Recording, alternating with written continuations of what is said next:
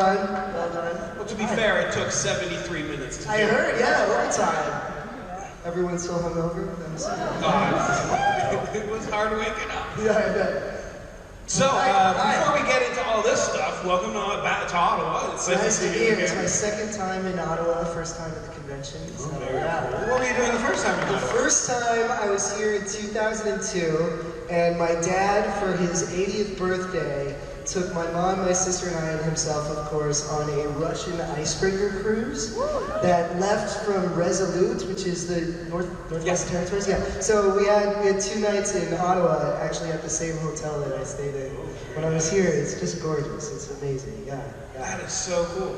Before we get to the question, I'm going to get really selfish because I'm a stand-up comedian, and I found out, because you didn't tell me last time, I found out you did the Edinburgh Fringe and Aspen with Billy Eichner. Yes, Billy Eichner is a very good friend of mine, yes. And he and I went to college together, and then we lived together in New York, and we created a comedy show that I guess we technically toured parts of the world with. And at the Edinburgh Fringe Festival, I don't know if any of you guys have been, but it's amazing experience.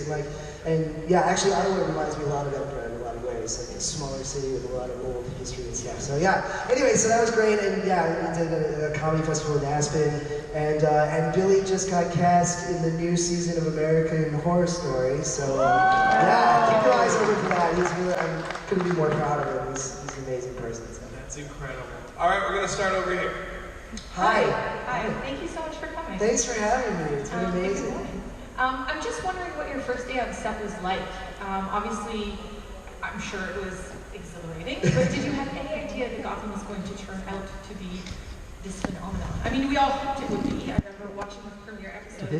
Did they leave their spot? Picked up after first season was Fox. So I'm so glad that it did. But can you just tell us what that was like? It was. I kind of knew, from even the casting that this was a big deal, and I knew that they were going to put, all of their resources behind it, which was an amazing feeling. But, you're right, like, you never know how people are going to, take to something, if they will at all, especially when you're, dealing with something as, beloved as the Batman franchise. But anyway, but my first day on set was, it was the scene where I'm in an alleyway with Fish Mooney, Jada Pinkett Smith, aka Jada, and Drew Powell, who plays Butch Gilzine, and this poor guy that I had to beat mercilessly with a bat. It was like, here, first day on Gotham, here's a bat, there's a guy, bat, head, and here's Jada Pinkett Smith. It's like super surreal, larger than life, but I'll never forget just looking at Drew Powell, again, he plays Butch, looking at him, and looking at his face, and there was rain running down everywhere. It was a rainy scene, and we were shooting in early March, maybe February in New York, which was very cold. But we're just sitting there shivering, just like looking at each other like, oh my God, what are we doing? Like, this is so exciting. It was like the start of the roller coaster. Yeah, but it was amazing. Thanks for your question. Thank you. Over here. First, I want to say I find it ironic that a guy named Robin is playing Penguin. I share that sentiment with you. I swear to God, like ever since this job, I've been seeing like the bird motif that has been off the charts. Yeah. But what I really want to ask you is, do you ever get tempted to channel the great Burgess Meredith? Well, there's parts I'm influenced by Burgess's work. I grew up watching that show every day after elementary school, and so I was, of course I knew him, and then I also grew up watching Batman Returns with amazing Danny DeVito's incredible performance, both very important, just milestones, I think, in the Batman story. But yeah, there's like parts, little influences in there, like, when I do laugh as Oswald, like, I try and put it in a more sort of cackly, almost squawky place. Not definitely intentional, but there is part of that, like the walk of the penguin, the laugh, the voice. It's all supposed to be part of like that animal characteristic. So yeah, I mean, I wouldn't say it's like intentional, but it's always the influences are there for sure. Yeah. So well, you're in the back. Stop it. Thanks. Hi, how are you? Doing very well, thank you. good. Good to hear. So I'm sure most of the crowd here knows you from your role in Gotham, but also this past year you were in a game called Dishonored 2. Yes! The Outsider. Yes! And I was wondering if you could elaborate a bit more on your experiences transitioning into voice acting and how it went for you. It was really something else. It's the first. I mean, I'd done like radio spots here and there, and then also just even on Gotham, we have to do a lot of. Every once in a while, the mics pick up sound behind us, or there's like other issues with the mics, and so we have to go back and do ADR, which is recording over looping, I guess you could call it too. So like all of that is kind of the same thing. You're learning just to use your voice, and you're trying to like focus. Tell the story with the tones in your voice. It's actually incredibly specific. I find it much more difficult than live action acting. But anyway, so the people at Dishonored, they approached me, and to be honest, I hadn't played the first game. I knew of it, but I hadn't played it yet. And then the more I started researching it, and then having played the game, and then going in and doing the voiceover, it was an incredible experience. And it was also like interesting because I was like, so much about the Penguin on Gotham, and even all the other roles that I've played on live action are all very physical. Like there's always some kind of physical story that I'm telling, which makes sense. I mean, it's live action, so of course, every actor's story is a physical story in some sense. But this, voiceover completely removed, and also the character itself, the outsider, he's not mortal per se. So when he talks, his body isn't an actual physical entity. So even that's another step removed from the physicality. And so yeah, it was just very focused. Also, like, I'm a collaborator. I work with one of the most amazing casts in television right now. And, I take so much from the people I work with, just being in a scene with them. They make me better as an actor. And so then when you're in the booth and it's just you by yourself, it feels a little like, jumping out of the airplane without a parachute. But I'm pretty happy about it. And it's an amazing thing because now I have 2 Funko Pops, so fuck you. That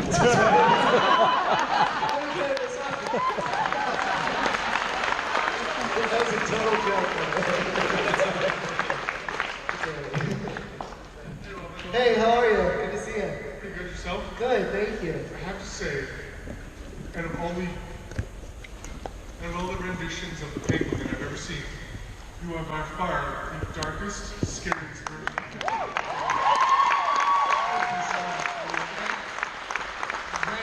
When you're a nerd like we all are here, and you get into the show, it's scary to know that if you piss off your version of the Penguin, regardless of how long it takes, he's going to get to you. Oh yeah, he doesn't forget. Yeah, exactly. He remembers everything. I just want to know, how long did it take you to make Penguin your own? Because your version of the Penguin is completely different from every other version. So the fact that you got to play that iconic role, like how long did it take you to get there and get into the mindset that I'm the Penguin and I will kill you? Yeah, so I give all credit to Bruno Heller and Danny Cannon, our executive producers, creators, showrunner, and for this, because, and forgive me if some of you heard the story, but I'll tell you. When we were auditioning, we were not told what we were auditioning for. So we were just given, and we were given a scene to audition with, and the scene wasn't even in the script. They had written it specifically for the audition with the names changed, and it was the untitled Warner Brothers project. And so, it was very clandestine and hush-hush. And so I was like, okay, all right, so no information. They didn't tell me what the character's like. All I had is the scene that was written by Bruno and Danny.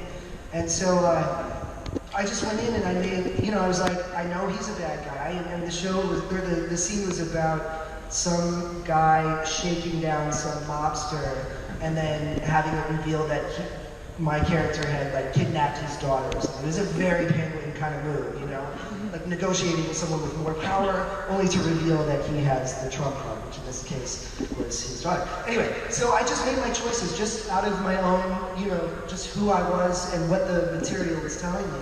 And that got me right to the callback, and then even that just got me through the callback and was cast in the show. So I have to say, it was immediate, it was on the page, and they knew well enough that they didn't want to recreate you know, what had come before. They wanted something, you know, completely different, and that's the intent, and that is why they didn't tell us what we were auditioning for. So they wanted someone to come in with just pure intentions and just, you know, ideas on, you know, what they're bringing to this scene and to this character, and thankfully that was me, and it worked out, I think. So, yeah. Thank you so much. Thank you so much. Hi, Robin. Thank you so much for being here. Thank you for being here. As a 40-plus-year-old Batman. You look fantastic. Thank you. You guys are hitting a home run with this show. You really are. Thank you so much. Now, you have the honor of being part of the Batman world and the Walking Dead world. Rest in peace. Can you compare the two fandoms and who's crazier, who's, you know, what letters or emails you've gotten? Well, you know, I would say letters, like I get fan mail and I try and answer as much of it as possible.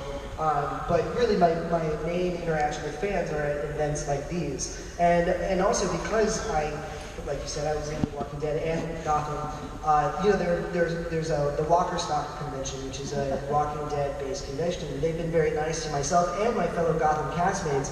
And so I've been participating in that, so I get to see both fandoms. And I have to say, you know, the Walking Dead folks, they are committed. In it to the end, you know, and which is amazing. And I think that's just, you know, that's obviously a testament to the talent on the show, not just the actors, but the creative team behind that. It's a brilliant show, and the fact that it's gone on, you know, for several years is, again, just an amazing testament to that. But I think also, you know, the fact that they've had, you know, a little bit more time to really, you know, flesh out their fan base. Flesh out. I should try and speak in French. So yeah, they've had more time, but you know, we're hoping to kind of get to that point as well with our show. I have to say, yeah, it's interesting because when I was on The Walking Dead, it was the first episode I did was before Gotham, and I remember walking away from that experience. I got to work with Melissa and Andy and the amazing team, and there could not be kinder, more generous people. And I remember walking away from that because they don't tell you if you're coming back or if you even know, or they don't tell you anything. And I remember leaving that, and I remember saying like, okay, well, I still have Rick's watch, so that probably means that they're going to get it back from me somehow. So like thinking. But what I was really thinking was just, you know, to be a guest on a show where the first team, where the main actors like embrace you and like they're like, you're part of the family now. Like, you know, I walked away from that being like, oh God, that's like all I want. I want to go to work with a family of people that isn't just like, you know, the first team actors, it's also like everybody involved. And to have the opportunity to be kind to a guest player who comes on for an episode, because that was me for many, many years. And having been on shows where you don't get that treatment, where people look at you like, why are you here? Kind of experience, you know, I was like, I don't want that. I want the Walking Dead experience for every other actor that comes through our show. And I think, you know, we're definitely achieving that with Gotham. So, anyway, thank you. Thanks so much. Hi. I'm a Gotham-aholic, and it's been 3 days since my last episode. Hello, Amanda. So my question for you is, what has it been like for you to transform your character from where he is from the very first episode compared to where he is now? Yeah, it's been incredible. I mean, it's first of all, what I love so much is that it's been unpredictable, not just for the audience, but for myself as well. You know, if you remember in the 7th episode of season 1, when it's revealed that Penguin has been working with Falcone the whole time, that was a surprise to me too, right? Like, I had no idea, and it wasn't until I read the script where I was like, what? Like, I was like, this is amazing. I'm so much smarter than I thought I was. You know, and but again, like that experience, and then just the general experience of seeing, you know, the roller coaster that he's been through has been just incredibly amazing. And also, with every experience he has, he gets smarter. He gets smarter, or he gets, you know, more protective of himself. He's constantly learning, you know, with every time he gets knocked down, he learns from that experience. And it's not like I've been knocked down at all, but I was just saying, like, there's a weird parallel between his life and mine in the sense that like, you know, like he was nothing and then he rocketed to, you know, being known and to, you know, being a person of power within his chosen career. Not that I have power, but a person who has more agency than he did before. And like that directly parallels what I'm going with. Like it's like every experience I have now, I'm like learning from it. I never expected any of this to happen. No one should expect this kind of thing to happen because it statistically doesn't. And so, you know, it's like, in a way like, you know, I'm living through him and he's living through me, if that makes sense. So, Thank you. thank you. And likewise. Thanks so much. Hi. First of all, I just want to say you're fantastic. Thanks so much. Is that key? Yes. Hi. And then my question is, what has been your favorite moment like with the cast behind the scenes sort of?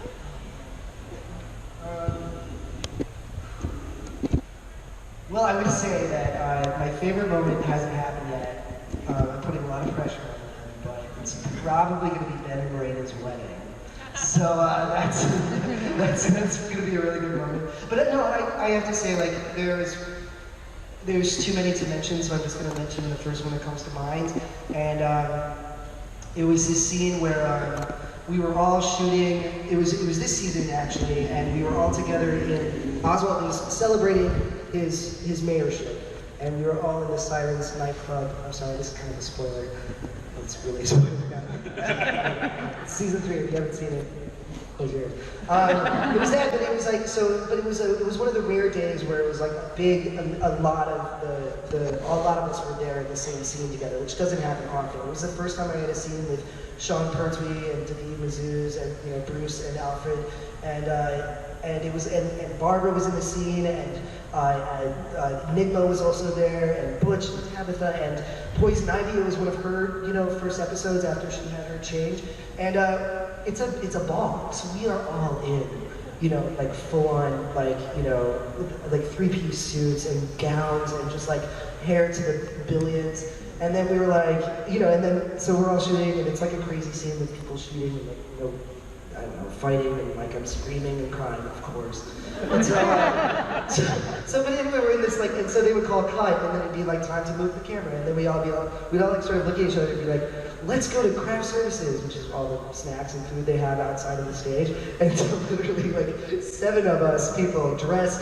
I mean, like Jessica Lucas plays Tabitha. She's wearing like one of like Beyonce's old dresses or something. I mean, it's like we're in like the most amazing clothing, and they'll all just go like dropping out, and we're like eating Doritos and like checking it out in these like $1 million clothes. It's like those kinds of moments, that surreal thing where it's like, we are all so committed to the world that we're creating in the show and the reality of the situations, and we want them all to be filled with true human emotion. We want it to be as real, for the audience as it is for us, and so that's the intention. But then all of a sudden it's like cut, and then all of the artifice breaks down, and then I'm looking at Erin, and she's like, "You won't go get something to eat," and I'm like, "Yes, I do." It's those moments which I'll cherish forever. I work with the nicest people in Hollywood, and I just love them to the moon and back.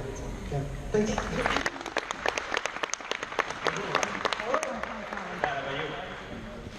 I just gotta say, I love your character on Gotham. Thank you so much. To me, making a good villain, you almost gotta cheer for the guy. And I gotta say, it's as despicable as the Penguin is, I find myself cheering for him more often than not. And I just gotta ask, how do you pull that out? How do you take such a character that does such horrible stuff repeatedly, and still 30 seconds after he's beaten over somebody with a baseball bat, you're still cheering for the guy? How do you Well, thanks, man. I mean, again, all credit to Danny Cannon, Bruno Heller, John Stevens, and our amazing writers. It all starts with them, and this is all, from the mind of our executive producers. Came that they wanted to tell the story of this person, and they wanted a shred of humanity there. And they want a shred of humanity in all of the characters. Because again, the story of Gotham is the story of this city where these characters live. And we're starting off in the past. And as time goes on, it's a story of how the city itself corrupts. how it individually corrupts not just the good people, but it corrupts the corruptible, such as Penguin. And so we're starting from a place where he isn't a full monster. There's something human still inside of him.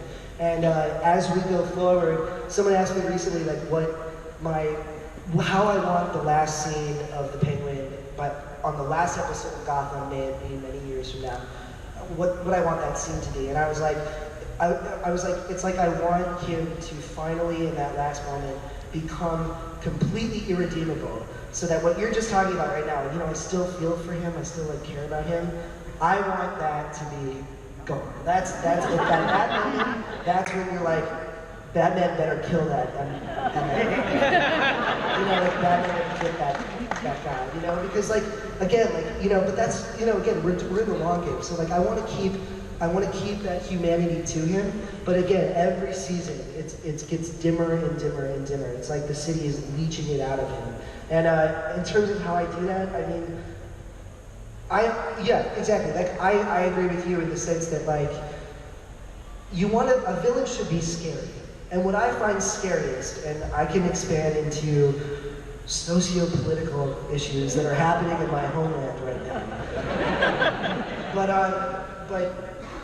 what I find scary is when you look at someone who's done horrifically heinous things and unforgivable things. Because let's not forget that the Penguin has murdered a lot of people. And if we're going to really treat this let's look at it seriously for a second. Why so serious? Let's look at it seriously, sorry. It was for you. He killed fathers. He killed, people who had mothers. He killed people who had children. It's horrific, terrible things. And yet, okay, so we look into where he's come from, as we have in this season, and we know that he's someone who, had constantly been treated like shit. Crap. And constantly been told that he was less than, and literally physically had it beaten out of him, multiple times. And so in that sense, you look at that and you're like, well, who's to say that if I went through that same experience, that's not how I would turn out, or how you would turn out, how you know what I mean? When people are pushed all the way to the point where they think their life is in danger, you make very intense decisions and choices, But so I find that actually very terrifying. I find that one of the scariest things is that you look at someone who's done horrible things and you're like, oh my God, who's to say that maybe I could do that if I was pushed to the line? And that's chilling. That's when we lose our humanity. That's when we lose our conscience and our sympathies and all of that lovely stuff that, makes life possible and worth it. So, anyway, I'm going on and on. That's my story. That's my answer.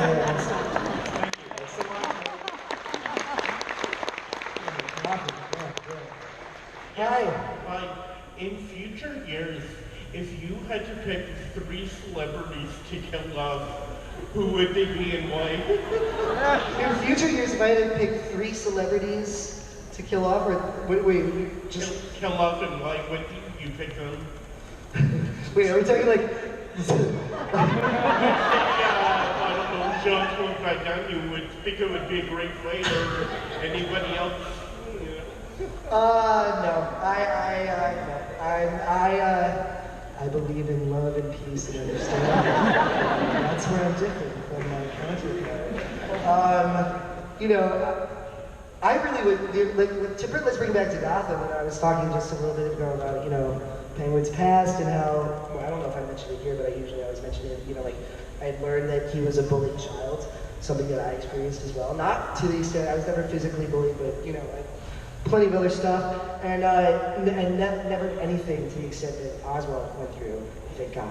But in future storylines, I think it would be fascinating if Penguin could go on a revenge spree. And this is rounding up all those guys from prep school or whatever the hell he went to school, and just teaching them a lesson or two. I think maybe weirdly therapeutic. It's okay, I'm fine. Thank you, sir.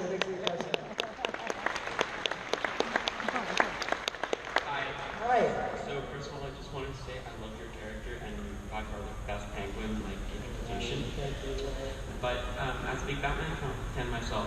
to know if Batman like the Batman series played a large role in your childhood, and if so, how did it feel to get cast as the Penguin? Oh my gosh, yeah, it did. I mean, I wasn't a huge Batman, I wasn't a huge comic book fan. I was mostly Mad Magazine and Garfield and Calvin and Hobbes kind of person. That was me, but you know, all of my friends were really very much into it. But I do, but the 1989 Batman, Tim Burton came out, and I went to the movie theater and I saw it. I saw it in Cedar Rapids, Iowa, which is a very big place. But it was the first time that I went to a movie, and there was a line around the building. I had never seen anything like that before, and it was a very important moment where I was like, oh, I thought people only went to movies that were serious, that won Oscars. Clearly I was not from Hollywood, didn't know that at a young age, but it was the first time I'd seen, like, you know, this, just a group of people rallying behind fantasy. You know, like when I was a kid, comic books were not cool, Comic-Con was not a thing. I mean, it was a thing, but it was, you know, it was just a bunch of people LARPing in like a church basement. You know what I mean? It was just a bunch of people like playing D&D, you know, in some weird place that wasn't in someone's basement. Yeah, a church basement. But then I went and I saw that movie and it blew my mind, and it's been part of my life ever since. And then knowing that now I have a part in this world is still something that I can't wrap my head around. I went to, it was probably a year ago, there was an exhibit at the American History Museum in New York City, and it was Heroes of Gotham. And it wasn't just DC or Batman, it was actually about the heroes of Gotham being all of those guys, Stan Lee, Bob Kane, you know, these guys who created the whole reason that we are all sitting here today. And, you know, this was 75, 80 years ago. All of these guys grew up in New York City together. They were all friends when they were younger. And, you know, there's this amazing exhibit that took you all the way through. And then you get to something, and it's, you know, it starts from the, you know, from the very beginnings where they were drawing out their own comics together, and they had, you know, examples of that. And then you go through and you talk about how it starts to invade popular culture. And then we get into, like, you know, this 60s era, and that was the Adam West series, and boom, on the wall is Burgess's umbrella.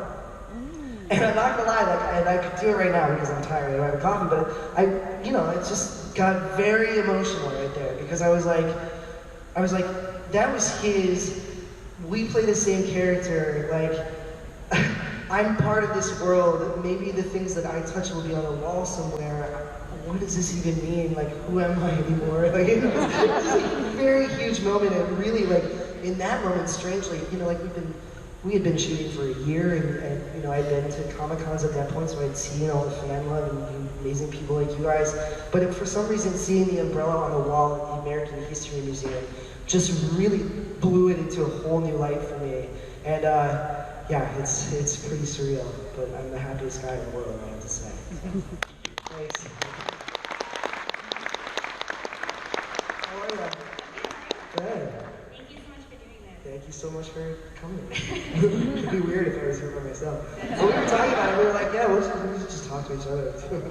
No, but anyway, I'm glad you guys are here. Thanks, what's your question? It's kind of an extension of another question that was asked, but I found that your character in particular was not, you don't just have humanity, but in so many of the episodes, I feel so bad for Penguin, I just want to give him a hug. Like, he's beyond human, he's so sweet and lovable, and I just want to know how you mix supreme evil with someone who I just want to hug like that. Well, I mean, I don't know. I don't know how to, I mean, I keep throwing it back to the writers, but it starts with them. And now this amazing thing happens where, like, we've been doing this long enough, and actually they nailed this after the pilot. You know, all of a sudden after the pilot, I come back, and it's like, they know my voice, and they know my intentions, and like where, you know, I'm inclined to take the character, and they just write the dialogue right into that pocket. And so you know, I'm just incredibly lucky in that I have this amazing team of writers, you know, writing specifically for me, you know, like for the choices that I made with this character, and that makes the job just so natural. Like, I just like feel like I can breathe on, and I'm there. I'm in his body. I'm in his voice. You know, it's all right there. But let me just say that, like, you know, people who act evil, people who spread darkness and pain are the people in the most pain. You know, there's something they are the most pathetic, you know, and the thing about Oswald, and again, is it's the story we're trying to tell. You know, my favorite storyline, well, who's to say it's one of my favorites is when season 2, when he gets brainwashed by Hugo Strange. And then, for these magical, like 2 or 3 episodes, I don't remember, you get to see who Oswald would have been if the world had been nice to him, if the world had been kind, if he hadn't, you know, grown up in Gotham City. You know, you see that true, like, kind, gentle, wonderful person. You know, and that kind of person exists in everyone, be them, you know, the most evil person, the most evil person you could possibly imagine. I almost, like, dropped a couple minutes, but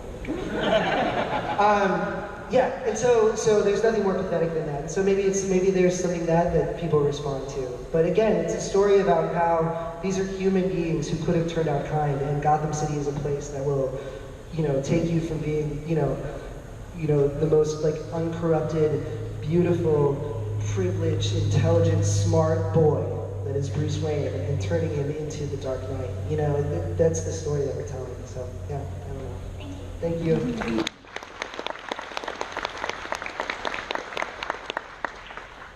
Hi. Hi. So we think together you're really quite a sweet person, and I was just wondering, how do you get to such a dark mindset of the Penguin? And did you have to do a lot of research to be able to accurately play the role? I mean, I did do some research. I went back to the comic books I just mentioned. Like, you know, Jeff Johns is the head of DC and comics, and he's very involved with our show. And he, you know, for all those people who are hating on our show for, like, drifting away from the storyline, we have Jeff Johns' seal of approval, so you guys can go sit on it. So anyway, that being said, so yeah, he's amazing, and he, like, selected comics for me to read, because again, unfortunately I wasn't too literate at that point, especially in the backstory of Penguin. Of course I knew who he became, but you know, there are some, Penguin Pain and Prejudice is a really great one that he sent me that, you know, told me the story about his experiences as a younger person. But anyway, so that research helped a lot, and in terms of getting to, I mean, okay, how many people, I'll use my, let's see, I'll use my mother as an example. Okay, one of the nicest people you will ever meet. And like, you know, it's Mother's Day, by the way. Happy Mother's Day. What's wrong with you? I don't know, do you have any kids? Is it the same day in Canada too? Or? Yeah, but there's no Canadian Mother's Day. Well, you know, there is. So, excuse me, I'm just acknowledging that you guys are not the same country as the United States. I would think that you would be happy about that.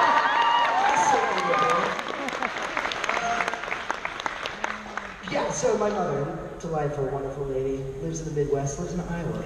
Amazing place, small town, it's super sweet. You get her into traffic and watch it's real. So let me just say that capacity exists in all of us, and I'm sure all of you have been finding yourselves in some back-to-back traffic and experienced this as well. You know, it's just something that I was really fortunate. I went to a really amazing drama school. I went to Northwestern University of Chicago, and they have an incredible program. And you know, and as you have the same acting teacher in the same acting class for the last 3 years of school. So you're there the first year, and then you have 3 years of acting class. And you start at the beginning, the inception of drama. That's the Greeks. You study the ancient Greeks. And it's amazing, because you're studying, and of course it's going on and on about how, you know, some baby coming out of someone's eye, and, you know, it's like, and blood and stabbing and, like, war and, you know, death. But it's amazing how, like, those words, as old as they are, still tap into the base human condition and the base human emotions, and it's all about being larger than life and going through the most intense experiences that you can imagine going through. And I'm just lifting directly from that and putting it right into this character, because it's like, I was telling someone, I was like, at the end of this last season, I was like, I am so tired. I'm more tired than I've ever been. And I don't work every day. Like, compared to the crew, I have nothing to complain about, because, yeah, like I said, I'm not in every scene. I don't have to be there every day. I get days off. Sure, the days that I'm on can be really long, and sometimes I'm in a lot of days on an episode, but I always get time off, you know? But I was like, I'm so exhausted, bone tired, you know? And then I realized, I was like, okay, so every day I have to work, for the most part, the majority of days, I'm going in because and then I have a gun pointed at my head. I'm, you know, chopping someone up with something. I'm running away from something. I'm having my heart ripped out by the person I'm in love with. My mother, my character is in love with. My mother dies in my house. These experiences, I'm like, this is like, granted that all didn't happen this last year, but over the last 3 years, this has been my experience, and it's like, that's cumulative, you know, like you go to work and it's like, you know, even though it's all pretend and it's all fake, again, we're trying to make this as real for you and for ourselves as possible. So you really do put yourself in a stressed out physical state. So it's like every day at work, I'm about to die. You know what I mean? So it's really intense. But you know, again, it's just training and the amazing words I get to say. So thanks.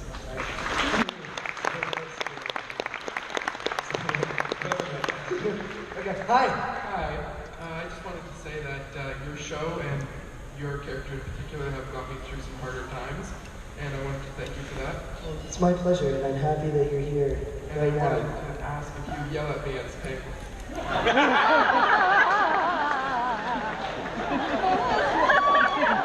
I'm the king of Gotham, and don't you forget!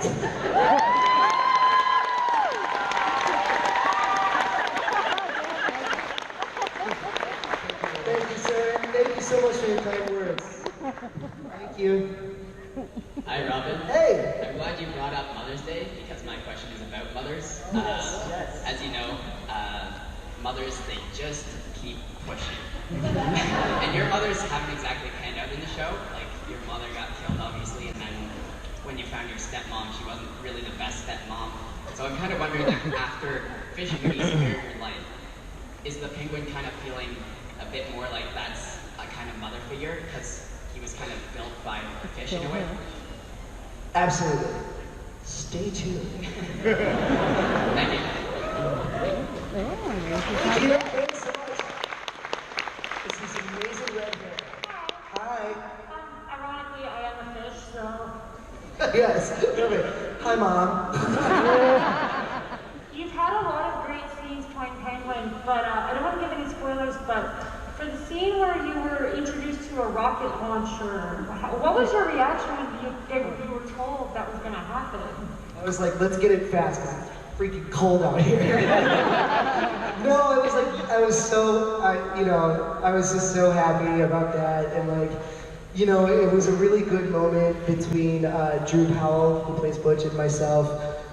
You know, we had had a lot of scenes together that season, and then that was kind of the culmination of it. And our characters have since, you know, had their rocky moments. Even before that, they had rocky moments, like Scott from after all. But yeah, that was just an incredible thing. And then seeing the final product, I was just like, our amazing special effects team. You know, okay, so anytime we have to blow something up on Gotham, we have this guy named Mike, and Mike is a trip. And Mike gets into this more than the craziest cosplayer you've ever seen. I mean, this is his jam. Like, and he'll run around and like, he was like showing us like the charges, and you know, he goes to like his home, wherever the hell, it's like some like alleyway back in Queens that nobody knows about. And he like tests all this stuff out there, you know? And he's like sending me stuff, and like that one was like totally amazing, totally blew me away. It was definitely a great mic drop moment. Yes, totally. We love those on our show, for sure. Thank you so much. Thank you, have fun today. All right, we're in our 5-minute warning, so we're gonna have to turn this into a lightning round. So, other than this young girl here, everybody else, think of how to phrase your question to get it answered in a sentence or two. All right, here we go. What was your favorite part of being in Gotham and why? Favorite part of being in Gotham and why? There's a million. It's the people I get to work with. It's the actors, the writers, the directors, the producers. It sounds like I'm accepting an award. I want to be my mom. No, it's the people all the way. When you're a struggling actor, life is very lonely. You know, you're just auditioning all the time with no like promise, no guarantee of it making out, and so it's really scary. And so like, you know, that's all I would do. And I would just think again, like when I worked on Walking Dead, I would just like lie in bed, and it's like almost like a physical pain. It's like, I just want a community. Like, I have a community, obviously I have several communities, but like, there's something about a community of the people that I work with. We're like a theater troupe. We're like with a Billy Dogs. Like, you know, not personally, the studio does that. Like, I just wanted to be that people that I loved and trusted that I could create something really special with, and that's my favorite thing about it. So, thanks. I'm gonna be better about this later, guys. I think we're gonna get this. Okay. Hi. Hi. It's okay. I've been walking with a cane for 25 years, and I just wanted to comment on the penguin's way of getting around. And, you know, I really enjoy the fact that it's not a big deal. Like, he has that vulnerability, just like he has the other vulnerabilities, but he still goes out and does his evil without having to stop. That's right. God bless you. That's amazing. Yes. And you know, yeah, it's exactly, and like that's definitely something that I've taken. You know, I don't want to say not like from people like you, but from my own experience. Like my father was very old, was very elderly when he was older, and he had. You know, sorry, very elderly when he died, and so. Leave me alone. Sorry, Dad. And he, but you know, living with him and seeing, like, he had a lot of, you know, physical limitations. And it was, again, like, going forward and not letting that stop him. And also, like, putting it back in people's faces, almost owning it. And, you know, in a weird way, getting more power out of that than he would have if he hadn't had that experience. You know what I mean? It's very, very, you know, it's like you know when you don't know how strong you are until you are tested.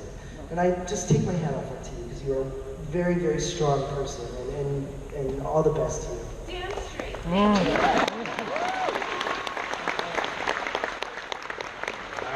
we go. Hi. Hi. I was just wondering if you ever had yourself walking like the penguin off set. No! Whoever I just talked to, right? I mean, no.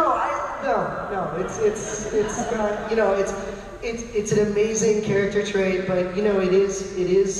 I feel it. You know, we're going on to the 4th year of me standing on one leg for 9 months.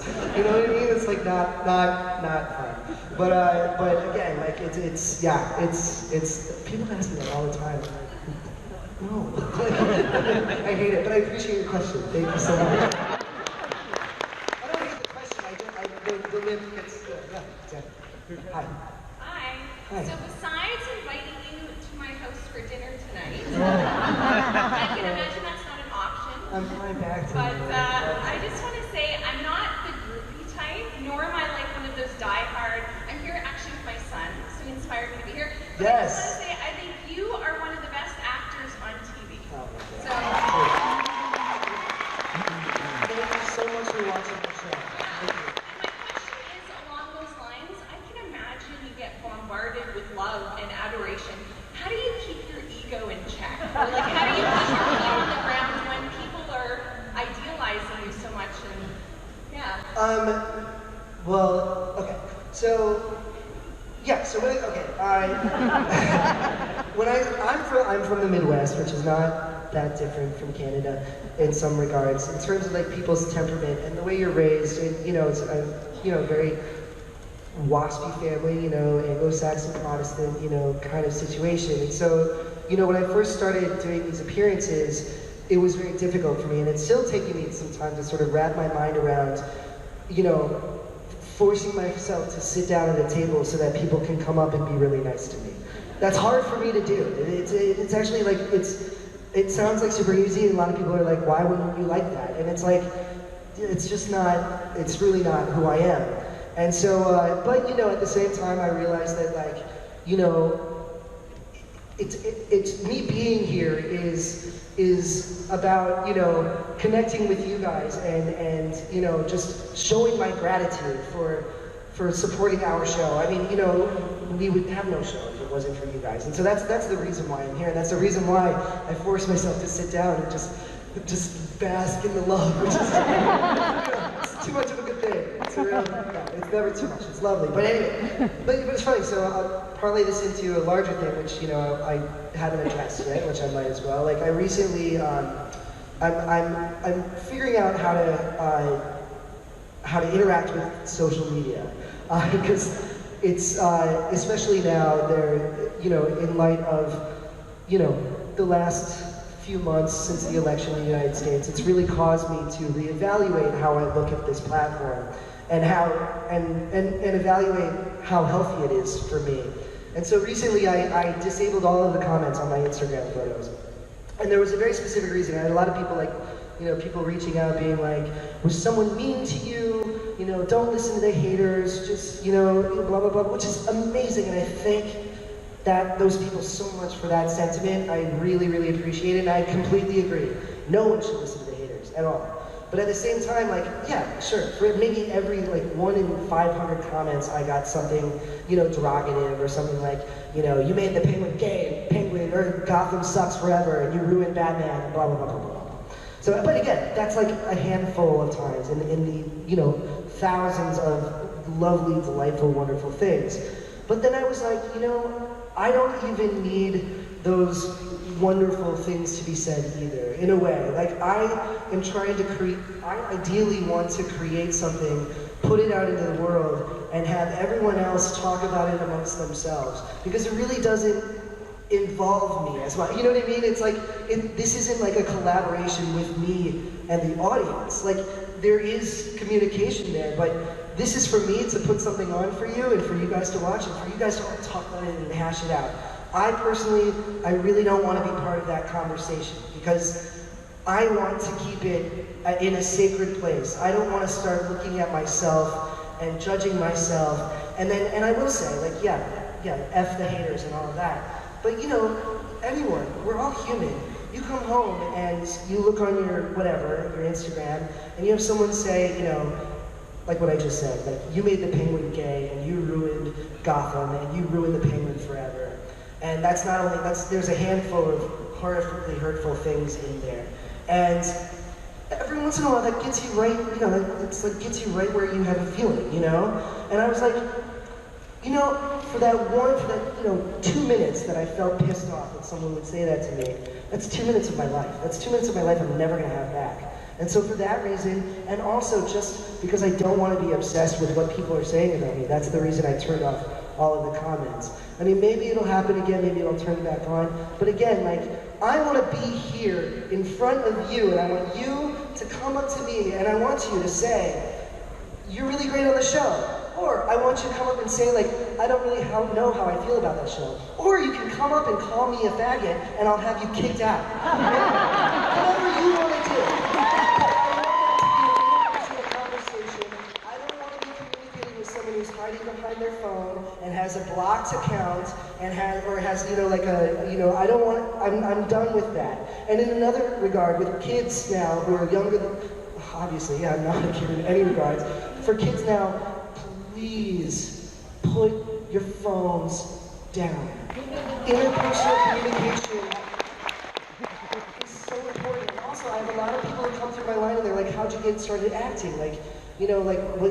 How'd you get started and how I kind of want to do it too. And I'm going to say that to you. Put your phone down. It's not real. If you want to be a good actor, go out there and talk to people. Learn what the actual human interaction, what real conversation is. And what actually being yourself means. And you'll never be an actor if you can't do that. So again, I implore you all to step away from social media as much as you can. Cherish your loved ones and cherish your mothers, for God's sake. Please, if you have one, if you don't, cherish someone who is a mother. That's all I have to say. Ladies and gentlemen.